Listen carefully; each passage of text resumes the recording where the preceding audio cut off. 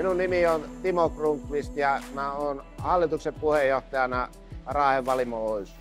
Raahen Valimolla on pitkät juuret, yli 100 vuotta vanha, arvokas teollisuuskohde Pohjois-Pohjanmaalla.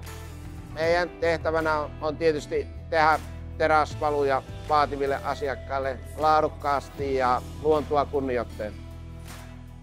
Me ollaan varmaan ensimmäisiä valimoita, jotka todella miettii tätä hiilijalanjälkeä. Ollaan lähdetty siihen, että pienennetään ensiksi tätä hiekan kuljetusmatkaa, hoidetaan lämmön talteenottoa ja hoidetaan päästöt pois, jolloin saadaan hyvin niin kutsuttu vihreä valimo. No valimohan perinteisesti käyttää hiekkaa. Se on ollut kertakäyttötuote. Se on käytetty muottiin ja sen jälkeen se on pantu takapihalle.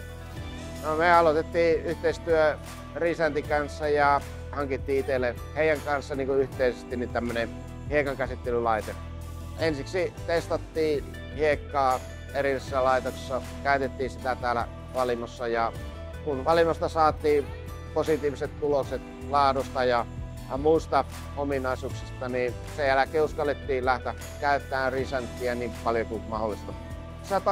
100% hiekka kierrätetään, mutta ihan teknisistä syistä. Tällä hetkellä lisätään uutta hiekkaa 30%, mutta pyritään sitä pienentää sen osuutta.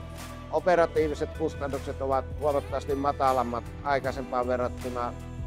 Mehän ollaan ekologisessa systeemissä yksi osatekijä ja me halutaan olla johtava, niin meidän täytyy olla eturivissä näyttää tätä vihreätä toimintaa ja edistää sitä energiatehokkuutta ja luonnonvarojen uudelleenkäyttöä.